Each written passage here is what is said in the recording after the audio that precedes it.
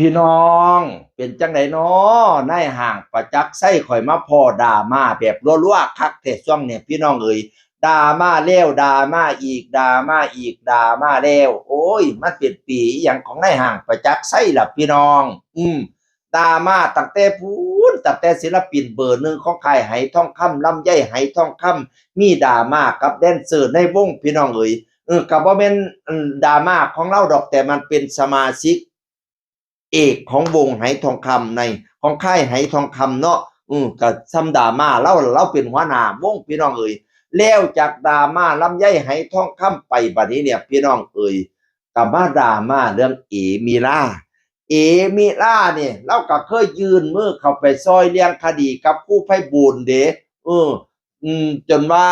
โอ้ยจนว่าครูไพบูลย์สิได้จำคุกแต่ว่าเหลืออีกสั้นหนึ่งคือสั้นฎีกาศาลชั้นต้นศาลชั้นอุทธรณ์นี่ตัดสินแบบเดียวกันเรียกว่าจะให้จำคุกพี่น้องเอ๋ยบัดนี้ก็เหลือฎีกาเอาไปเอามาเอมิรากับเมพันไปบอกว่าคล้ายๆจะไม่ติดใจเอาความให้ครูไพบูลย์เสียค่าปรับให้คุณแม่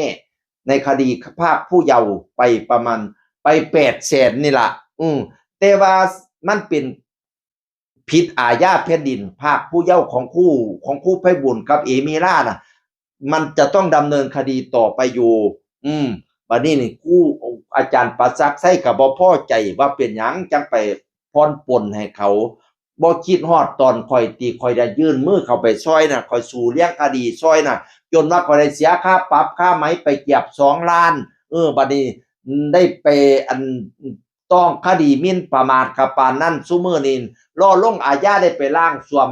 อยู่สุเดือนเอาโลดย้อนว่าข่อยยื่นมือเข้าไปซอยซุมเจ้าซั่นตั่วซุมเจ้าสิไปพรไปบนกับเขานั่นเป็นหยังคือบ่ถามข่อยจักคำแน่บ่คิดฮอดตอนแล่นมาให้ข่อยช่วยเหลือติว่าซั่นว่านั่นน่ะบัดนี้เลาก็ว่าเอมิราไปความนั้นความนี้ว่าได้ไม้ลืมเก่าได้เต่าลืมหมาเฮ็ดให้หลายเพจมาด่ามาเล่าว่าเป็นหยังคือจังว่าทวงบุญคุณแท้บ่คิดถึงตอนอะไรทำไมคือเป็นหยังคือไปขุดไปคุยเขาคักแท้ไปทวงบุญคุณเขาคักแท้ก็รุมด่าอาจารย์ประจักษ์ไสอีกบัดนี้พี่น้องเอ๋ยว่าเราเป็นผู้ทวงบุญคุณบัดนี้นี่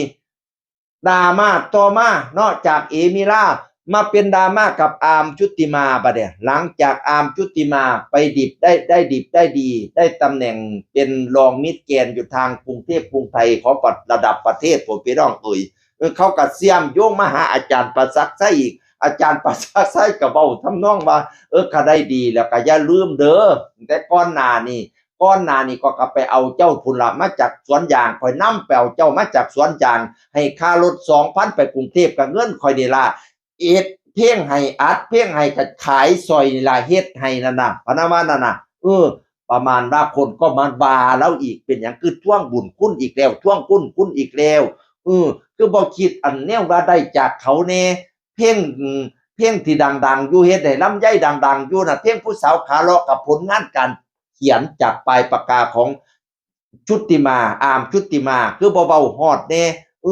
อดีตที่เคยฟังนี่ก็ชุติมาอาร์มชุติมาเขียนเองร้องเองเรื่องนี้คือเบาๆแน่คือมาแต่ทวงบุญคุณทวงแล้วทวงอีกแท้ด่ามาด่าเราอีกพี่น้องว่าเราเป็นผู้มักทวงบุญคุณปานว่านั่นน่ะล่าสุดอีกดราม่าล่าสุดบัดเนี่ยศิลปินในค่ายเราอีกผู้หนึ่งออยเลอร์เจ้าของผลงานเพลงความรู้รอบเอวแต่กี้ก็สังกัดไหทองคำคือกันออยเลอร์นี่ก็ได้มาโพดลายยาวถึงอาจารย์ประจักษ์ไส้ตอนนั้นออยเลอร์เฮ็ดเพลงเอาเงินเจ้าของเองถ่าย MV เองเฮ็ดดนตรีเองร้องเองแต่งเองร้องเองกับผลงานเพลงความรู้รอบเอวนี่นะบัดออกไป1 เดือนมียอดวิวสูงสุดถึง500,000อาจารย์ประจักษ์ไส้ก็เลยติดต่อมาประบ้านว่าให้ร่วมงานพี่น้องเอ่ยก็ไปร่วมงานกับเพิ่นบัดนี้เนี่ยเพลงจากที่เจ้าของเฮ็ดไว้ได้500,000วิวน่ะเฮ็ดลบออกจากห้องช่องเจ้าของเอาไปใส่ช่องไหทองคำตอนนี้มียอดวิวถึง90 ล้านวิวแล้วพี่น้องเอ๋ยบัดนี้ตอนตกลงกันก็บอกว่าสิปันให้ออยเลอร์นั่น70%ปันให้นายห้างประจักษ์ไสนี่30 ออยเอา70เล่าเอา30ยอดวิว90กว่าล้านแล้วออยเลอร์บอกว่าออยไม่ได้เงินสักบาทเลยทั้งที่ทุกบาททุกสตางค์ออยเลอร์เป็นคนลงทุนพอแต่แชทถามไปก็ประมาณว่าพูดถึงบุญคุณอยู่เรื่อยเลยออยเลอร์ก็เลยปากบ่ได้ไอ้บ่ดังมามื้อนี้ก็เลยขอออกมาเว้าแน่พะนะว่าออยบ่ได้เงินจักบาทเลยเพี้ยนที่ร่วมงานน่ะเข้าใจว่าออยได้ออยบ่ได้สักบาทเลยทั้งที่ออยเป็นคนลงทุนถ่าย MV เองใส่ดนตรีเองอันร้องเองแต่ว่าไม่ได้เงินสักบาทพะนะนอกจากนี้ก็ยังมีค่าลิขสิทธิ์ไปทำคาราโอเกะค่าร้องอะไรทำไมออยไม่รู้เรื่องเลยด้วยเลยออยไม่ได้เลยก็เลยอยากออกมาเว้าพะนะอุ้ยสิเป็นเรื่องเป็นความกันตัวเขาได้ไปปรึกษาทนายไส้ผัดไปปรึกษาอะไรทำไมโอ้ยด่ามาลุ่มไปหาอาจารย์ประจักษ์ไส้อีกป่ะที่เนี่ยโอ้ยเป็นจังไดเนาะอาจารย์เอ้ยจังไดข่อยก็คิดฮอดความดีตอนที่เจ้าบ่ปรับไหมใส่โทษแฟนเก่าของบอสอยู่เด้อตอนแรกว่าสิฟ้องร้องกันเป็น20ล้านอาจารย์เป็น50ล้าน100ล้านอาจารย์ประจักษ์ไส้แล้วก็บ่ฟ้องเอาจักบาทเขาเจ้าเอาขันตอกดอกไม้มาขอบคุณแล้วก็เลยใจอ่อนให้แซกันจนว่าเขาได้ย่อเล่าว่าเราศึกษาธรรมะบัดนี้ก็ให้อาจารย์ประศักดิ์ไส้รอดพ้นจากวิกฤตครั้งนี้ไปเด้อค่อยเว้าค่อยจาเอาเด้อเจ้าเอ๋ย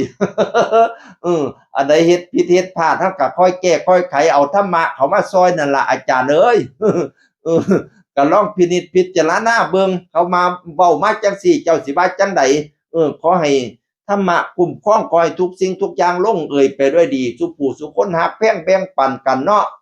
เป็นกำลังใจให้สุกรรมสุฝ่ายกำลังใจทั้งฟังน้องออยเลอทั้งน้องอามทั้งน้องเอมิล่านั่นล่ะทั้งอาจารย์ประจักษ์ไส้นั่นล่ะทุกจริงทุกอย่างขอให้ลงตัวกันด้วยดีพี่น้องเอ่ยจากเสียงอื่นคนเก่ามาเว้าสู่ฟังสวัสดีครับสวัสดีครับ